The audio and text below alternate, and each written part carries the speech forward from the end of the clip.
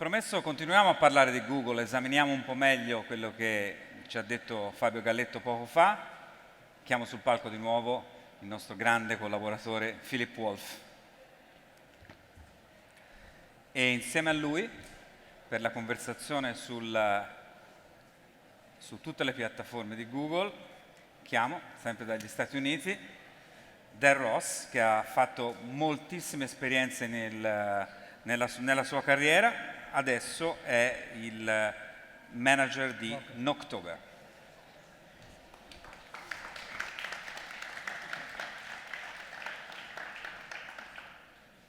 Could we increase the clock to 30?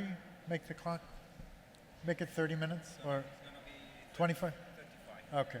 Can they change it? Yeah. 35 minutes. Un'ultima cosa, avete visto delle splendide immagini di Firenze?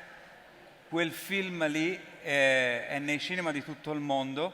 Is in the movies of all the world. That movie about Florence. Go and see it because it's fantastic. Grazie. Welcome on stage to BTO. Dell, glad to have you.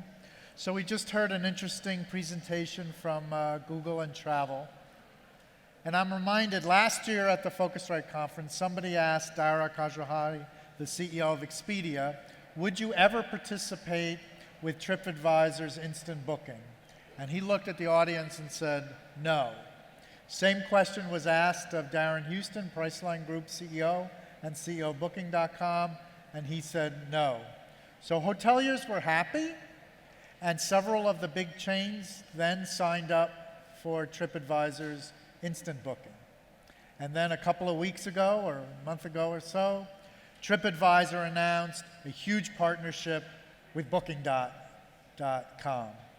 So given that no and never last about a month or a year, what would you project for this audience about where things are going with Google's impressive new travel product tools and other players? It's a risky question. So we say that the question's not risky, the answer's risky. Well, yeah, that's right. But asking me to predict the future when we know that some of the smartest CEOs in the world have failed to do so. To say to anyone, you will never do something that's new on the internet is risky. It's impossible, right? So never can only last about a year. I think that's about right. I think the lesson that I see in this is, of course, never go out and say never. But also understand why these new tools, these disruptors exist. Back in the early 2000s, when I was with IHG building the web business, we were very worried and angry about the OTAs. We didn't like them. We didn't understand why they were there. We wished they weren't there. What we failed to recognize was that they were meeting a need. That the hoteliers didn't fill. We were not. They were providing transparency. They were providing a better booking experience than we were offering. We were focused on the guest when they arrived, not how they got there. Well, today, Google has more information than anyone's ever had with the traveler's entire life cycle, not just the traveling portion of that, and they can address those needs more intelligently than anyone who's gone before.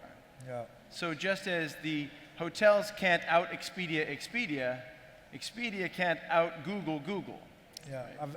Because I've always explained this. So there's three categories of travel intermediaries now. This is how I say it. We have OTAs that at their roots are transaction-based travel businesses. Then you have meta search, which is blending multiple transaction sites into a new experience. And then general search, like Google, although the definitions are blurry. But search, meta search, OTA, they're still all intermediaries. And suppliers love to hate them, but they're really good at, number one, customer acquisition, and number two, conversion into transactions. So how does this shake out, all this complaining, when they're not as good at those incredibly important skills as they should be, as you said? Sure. Well, in the hotel world, we would like it very much if the internet would go away and we could go back to people writing letters to get a reservation. That was really nice. Yeah. That worked very well for about 2,000 years, right? but I don't think that's going to happen. I think the thing we have to recognize is there is a need that needs to be met. The other thing we learned in the last 10 years is that we are concerned, we don't like these different steps and stages, but customers, they just do what's easy for them. They're responding to these opportunities to book and research in new ways because it provides them with information they need in less time, more conveniently. So how can travel companies do a better job responding to customer needs so companies like TripAdvisor, Expedia, Booking.com, and Google don't always come in and aggregate 1 million customers a minute? I think the biggest takeaway for, or the lesson for hoteliers is, and other travel suppliers, is understanding that it's not the first time every time for your customer. Your customer has a life cycle with you and with your competitors that you need to understand. By doing that, you understand incrementality, understanding what it costs to get a new customer, not just to get a booking. A booking is, it may not be very costly at all if you do it right. It could be incredibly costly, but it's irrelevant. What you really want to focus on is that customer coming to you anyway? And if they are, how can you persuade them through nurturing a relationship to book with you in the most economically attractive way? Yeah. I've often wondered at an event like this, Dell, is a direct booking for a small hotelier that much less expensive than paying for just a booking via distribution? I think this is a great question. For a new customer, an incremental customer that has never stayed with you before, it's more expensive for an independent hotel to get that customer by themselves than to buy them through an intermediary. Even though, so don't lose your thought, but even though there's always booking's too expensive and bidding on Google's too expensive. I think it's far more expensive because they are a pinprick in a universe, a galaxy of stars. Right. They barely exist from the undecided traveler's perspective. So making that star bright enough to attract a visitor is really hard. So the cost of a new customer direct is more expensive than most people would think it is. Well, first, they actually don't know what it costs. Right. They have no idea. And that's very important to understand. What does a new customer cost you? But if it's truly a new customer that you would not have, that would stay with your competitor if they didn't stay with you, then you really you should be willing to pay right up to the point of break even for that customer. Let's poll the audience quickly. Clap if you're a hotelier or an activity provider or a transportation provider, some type of supplier. Clap. Okay. Just those. Clap again if you really know your unit cost of new incremental customers. New customers. There you go. That's what I think. There exactly. You go. We don't really know. But we can know this. We actually can know this.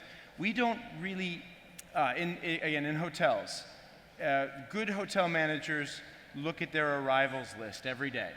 We see who's coming. And we try to remember, are they members of the loyalty program? Are they a special VIP? But very often we don't look at the life cycle. Have they stayed with us before? Have they stayed in my sister hotels before? So you're saying the cost of a repeat customer, conversely, is less expensive direct. It should be, but it may not be because we don't pay attention. Look, it's not our fault. All of the hospitality and hotel schools in the world teach you how to serve your guests, how to manage this complex piece of real estate. Which is why you need intermediaries like Google. But they don't teach you how to manage booking channels. They don't. Yeah. It's now a new thing, and we're catching up, but we have to understand this. We need specialists within a hotel and within the chains who only focus on the booking journey to deliver them to the hotelier who can then provide a service that makes them want to come back and stay again. So it's interesting. We just heard a Google presentation. Several weeks ago, I saw Oliver Heckman, head of travel product for Google, demonstrate some of their new travel product. It's really, really impressive. Very good. So I wanted to ask this. So I've been on online travel a long time, and Steve Case, the founder of AOL, was one of my mentors before the web and anything. And back then, when he got big, AOL got big, everybody loved to hate AOL. And then they hated Yahoo, and then they hated Google, and then Expedia came along, and everybody hated Expedia, and then Booking.com and TripAdvisor came along, and they love to hate Booking.com and TripAdvisor. But they're, like, will that ever go away? Like, will there ever be a day where there won't be large intermediaries with significant influence? I don't know if I want to say will there ever be a day without, but there will always be disruptors. If we're sitting there here will next be to- disruptors, Yeah. right? We know this. This is the lesson of the 21st century. You will be disrupted. No one should ever be comfortable. Even Google should not be totally comfortable ever. As soon as they get comfortable, they're in trouble. Right, so there will be disruption, but is it ever, it's not a specific company, but it seems like big intermediaries come and go. Like all those companies I just named were intermediaries. That's right. So like now it seems like most of the focus by the hotel side is on Booking.com, which always changes. But if there's a shift, isn't it more likely it'll go to another big intermediary than a huge shift to supplier control? Well, we've already seen this. First, we've seen the consolidation of the intermediary space. It already happened for BTA, for business travel agencies. Now for OTAs, there's only 2 left, right? And certainly for airlines. And for airlines, exactly. Yeah. If the consolidations happen, there's an important role for these booking intermediaries.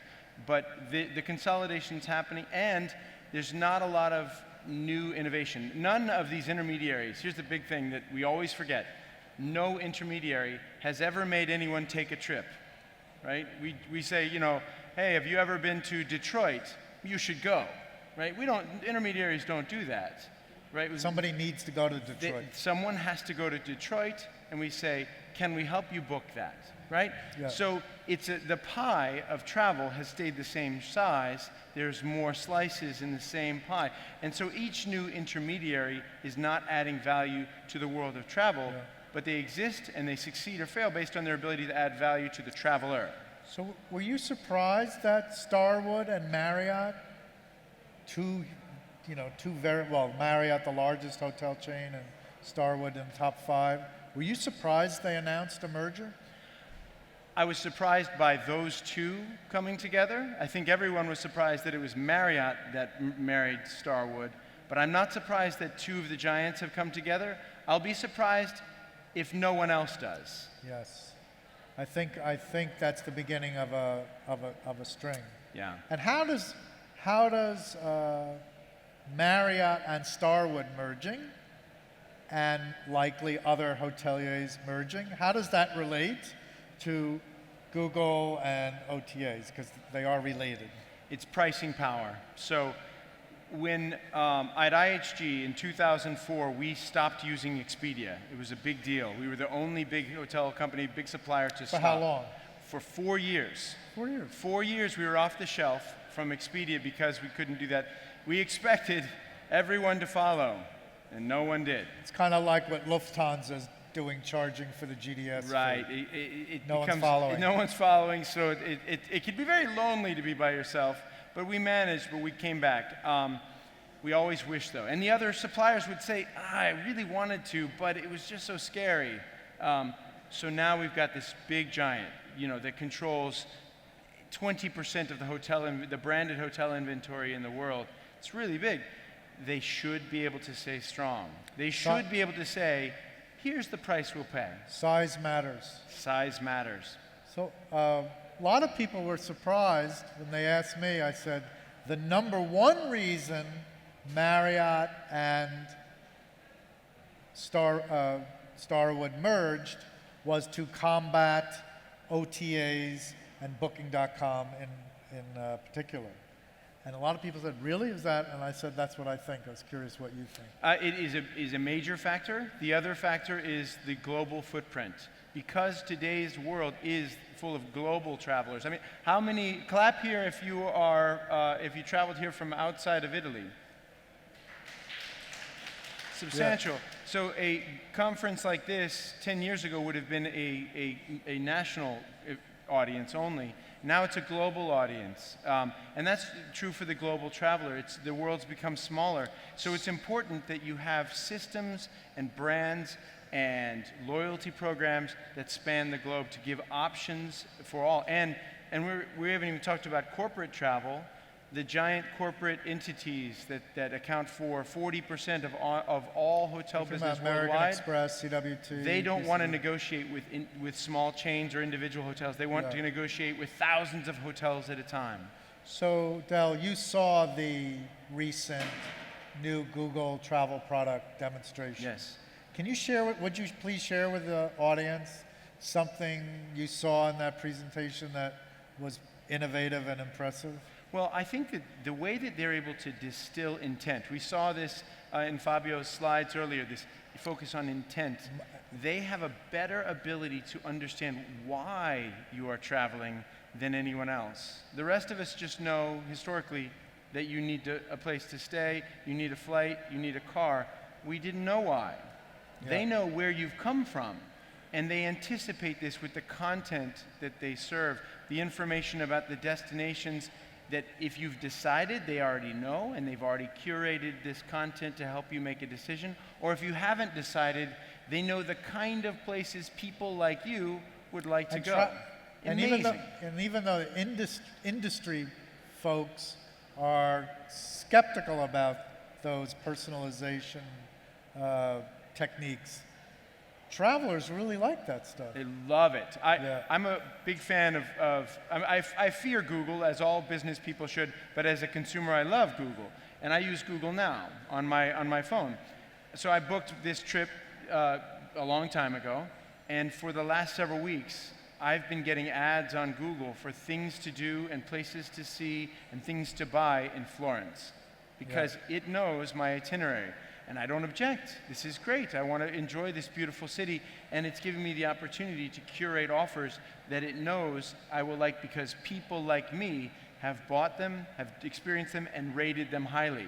Yeah. Not just that they're paying a lot of money to advertise, but it's actually going to be a good experience. It reminds me many years ago when I would book through a travel agency to leave the United States, back in the days when they mailed tickets. I'm dating myself.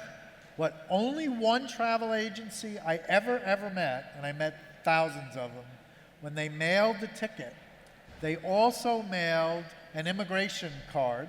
Brilliant. And filled in your name, address, flight number, like 7 out of the 11 essential data fields. And I said, anybody that understands that will always adapt, but most people don't. Still today, they'll whine and complain instead of ask themselves, what can I do to get a little closer to my customers or attract a new one? That's right. Well, we train in the hospitality world, we train our staff to ask the question, have you been with us before? Have you stayed with us? Have you eaten here before? That's a terrible question. We should know. We should know. And we need to, and we could say, the last time you were here, you enjoyed this beautiful pasta dish. We have a new specialty we think you would like. That would matter so much. Or, oh, you have a gluten allergy. No gluten for you. Well, we have this really delicious dish that's made with vegetables, right? I mean, this would be incredible. So here's another. Clap again if you're a hotelier. Okay. If a customer calls your hotel and you're booked, you can't make a reservation for them, how many of you still take their name and get them in your database? This is for those. So why do you complain about Google? Who wants to volunteer then? And Booking.com. When they invest to know, and customers like it, and you have a free prospect, and you say, sorry, I'm booked. So there you go. We better go to the next question. Yeah, how can we complain about that, right? Because but they it's do true. this. To Google, we are not just the query or the search we're doing right now. We are our life of clicks. Everything we do. It's not even when we're on Google. So many companies now use Google Analytics, so they're able to see everything that we do. And we think we mind, but we really don't, because they make our lives better because of use of this data. So I wanted to talk about, because Google and travel, there's this expression called an IT stack, an information technology stack of technical tools and platforms and layers. We don't need to be too technical. It's just called an IT stack. And there's a tourism and hospitality IT stack. Right. And there seems to be a consolidation happening in that. By that I mean Accor recently acquired Fast Booking.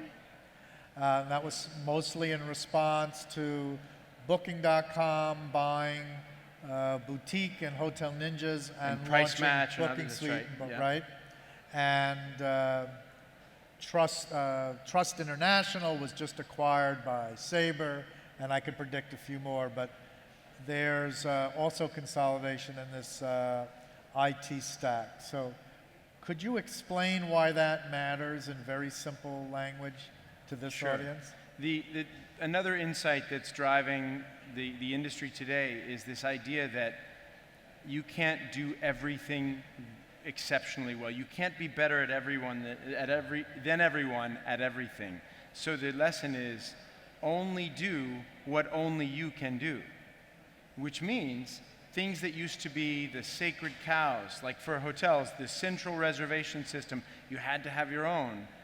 Well, now you have to have one, but having your own might mean it's not very good. So IHG is hiring Amadeus to build their central reservation system. That's a big deal. So would you say, if I'm an independent hotelier or a small group, the risk of using homemade tools, the risks incurred by using homemade tools, things you do yourself, the risks are getting greater and greater over time? If it's something that's available and you can't be the best at it, and it doesn't make you distinct in the eyes of your customer, distinct and valuable, don't do it. It's a distraction. So what are some, Buy it. Del, Buy what it. are some examples of Well, that? let's look at the systems we use to track guests in the hotel. Service, right? There's many hotels I know that have their own system of recording requests and keeping track of things like, when was that room cleaned? Did we send extra towels here? They track it on Excel. They track it in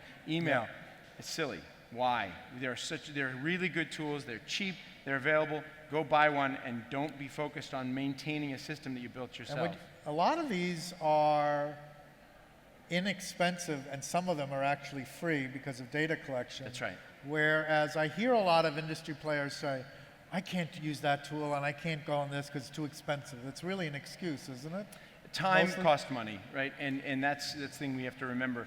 That time we're spending on managing the system that dispatches our housekeepers that we wrote ourselves, updating their own spreadsheet, we could have spent that time updating the content on our websites or translating the content into different languages Yeah. to attract new customers. Here's another version. A lot of hotels spend money on putting key cards in and updating the key card technology. Yeah. But only once I'm probably in a hotel 150 nights a year for 30 years, right? Only once have I ever gotten my key card, gone to the elevator, those elevators that make the customer put it in. I stick it in, and then it asks me to press the floor. Yeah. Even though on the card is information that says what room I'm in and therefore what floor I'm in. Right. And all these things that are Linking strange together to that customers. experience. Right. Yeah. We don't think through how can we make this a consistent experience that's logical. That Yeah. if I have these cards now with the chip in them, well, that chip at Disney World they do this now. That Yeah. chip identifies you throughout the Disney experience. You can use it to pay. They can personalize your experience, and done well, that can enhance the stay and make you feel special. Now your expectation is, why do I have to put my floor in? It's on the card. Yeah, and another one is when I go to check out, hoteliers are trained. Good morning, did you have a nice day? But when we get to that magic moment, more times than not, I'm asked, what room number are you in? When you go to check out, and I always answer, Philip Wolf. And you go, oh, hold on one moment, Philip Wolf. Okay, room 750. Right. So my argument is these little things to make you more sensitive about customer needs are related to the ugly Google Booking.com issue because those companies invest a lot of money knowing analyzing, predicting, and anticipating. Would you agree with that? Absolutely. Look, the tradition of hospitality is rooted in the inn, the small innkeeper. When you stay with him while you're traveling, you're a guest in his home. That's what he does for a living, but you're a guest in his home. We've forgotten this, and we need to remember this, because if we treat people like they're anonymous to us, they have no name, they're not an individual, they're just saying, then we become the commodity we fear that we will become, right? And that's when we really fall prey to the risks of intermediation, because they don't care if we have personality, they don't care if we are that experience, they only care if the customers like us and if they can make money. We have to care more. I think So the experts, they have a lot of questions. Questions, okay? the questions are easy, but the answers are so easy. Okay, let's start with Alessio. Yes? Question? May I? Okay. Ready? You hear me? Okay. Yes. Hi. I don't think you can see me, but I'm here.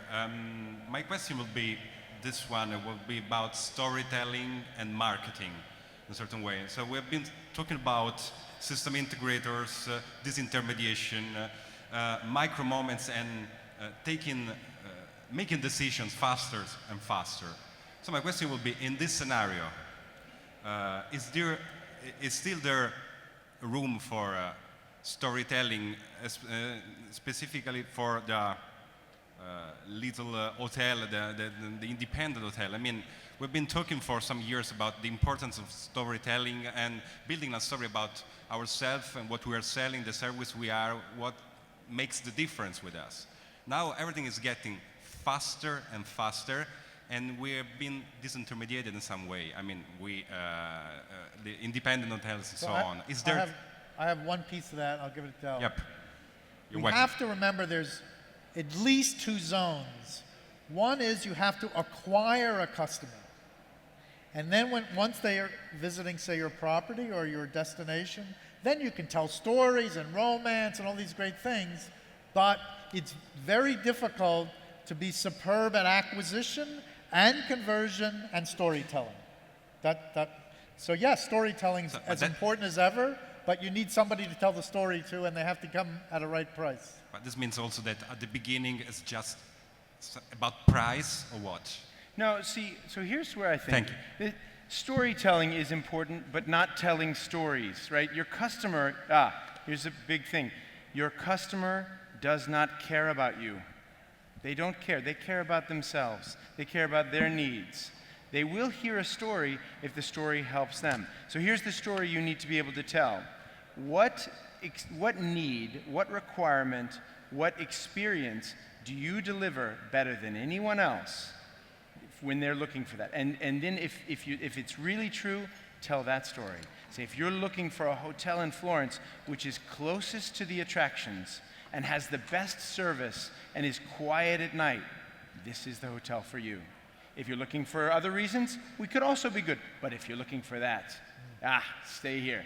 That's a story they like to hear, and then deliver that story through the experience. That's the way storytelling really works. You have to know your story there. Being a hotel and we do everything, well, if you do everything, then you're not best for any one thing. And I'm here for one thing, not for everything.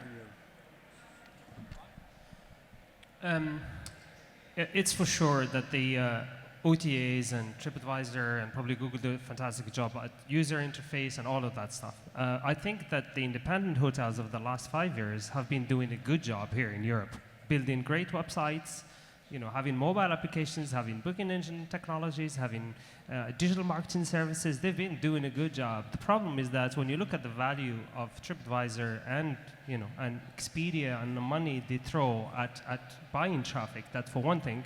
Second thing, you look at Booking now, understanding the importance of direct booking and launching, their booking suite and driving, say into hotels will help you drop more booking. You look at Tripadvisor now, where we had the ability to buy traffic, to have more digital marketing initiatives to get to the hotel. Now we have instant booking. So the issue for the hotel is that they're also fighting with these people who have billions, so it's quite difficult to be able to compete. And now with Google, again, launching the instant booking on Google, it's educating the market to book via third parties as opposed to booking direct. Would you subscribe to that or not? I think that the instant booking and book on Google is a gift to independent hotels because they have the same ability to compete for that customer, that free choice customer, at the time of decision that they would have with the same choices or choices on Expedia. I mean, they're in a wonderful position to be able to spend what they're going to spend to acquire a customer, but sit side by side, as opposed to having to cede the search battle to the OTA and then buying the customer from the OTA. They're in a wonderful position, I think. This idea that it's getting more difficult to compete is crazy. Yeah. Go back 20 years and let me know how anybody would ever find your activity or your service or your hospitality. So it's easier than ever to find you, but it's also easier than ever to find everybody else. And but that's what competition is. But we don't know what sort of deal, for example, Expedia will have with Google, and we don't know what sort of deal, Priceline had with TripAdvisor. So, hotels are at disadvantage, I think, in terms of how much commission is being paid. So far, I will tell you a story. We were at one point at IHG Google's 8th biggest advertiser in the world. 8th biggest advertiser, 8th biggest source of revenues. And we had a dispute with them. We wanted something special. They said no. So we decided we're going to show them and we're going to stop all advertising. And we did for 3 weeks. No advertising on Google. Their 8th biggest customer did nothing. Did they notice? We didn't hear anything. Finally talked to the rep and he said, "How is everything?" I said, "You didn't see?" And he said, "No, what?" He goes, "Yeah, we haven't bought anything from you for 3 weeks." He goes, "Oh, sure that's they know. funny." Didn't notice.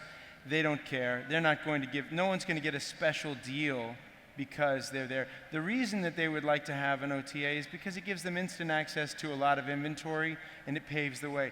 But they're open. Anyone can come in. And actually what I really admire about Google is they are ruthless in advocating for the customer. If it's better for the customer, they do it. If it's better for Google, but not good for the customer, actually most of the time they favor the customer. And the other thing you have to remember, Google is free to customers. Yeah. So if they do anything customers don't like, the traffic will go down. So it's, how much cheaper can it be than free to a customer? Yeah. So I think it has to be better. I think that OTAs are going to be strongly disadvantaged if the content and the storytelling that is the capability, unique capability of the supplier of the hotel is taken care of. And that's true for other travel providers as well. They have the ability to provide the primary source of content that the OTAs just can't.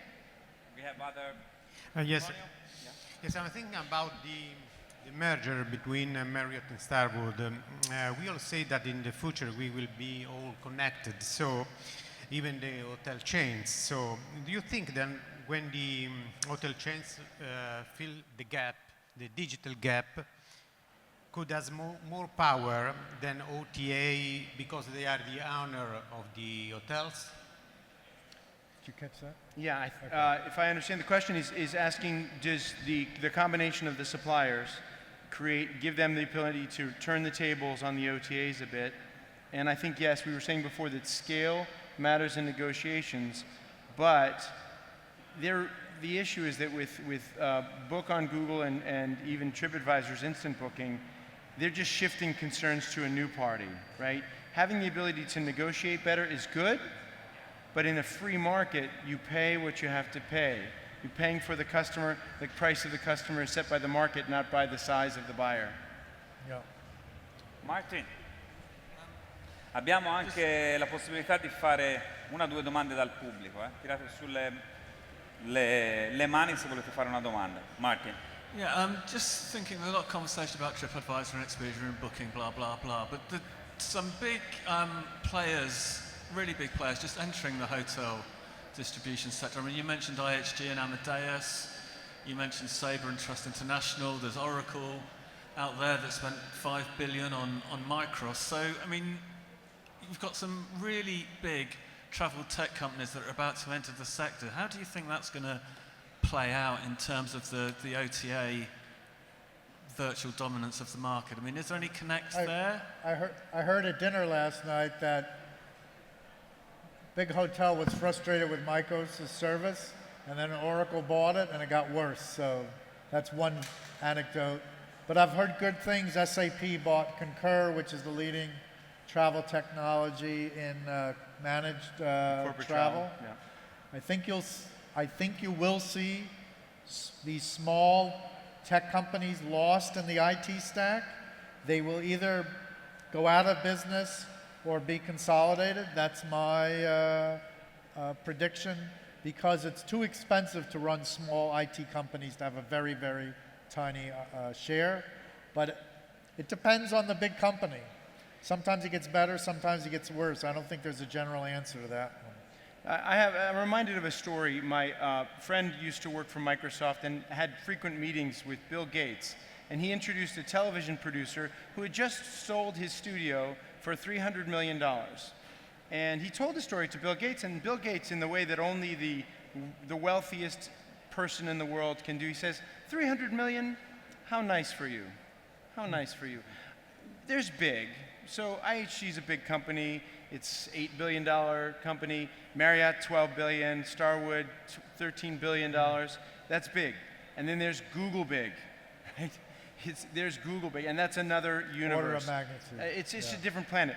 Yeah, it matters, and I think these companies all have an opportunity to make a difference, but if they try to go straight after the biggest and the baddest, they're probably going to get squashed. Instead, the winning strategy is get good at only what they can get good at, right? Here's Find a a niche closing that they serve. thought.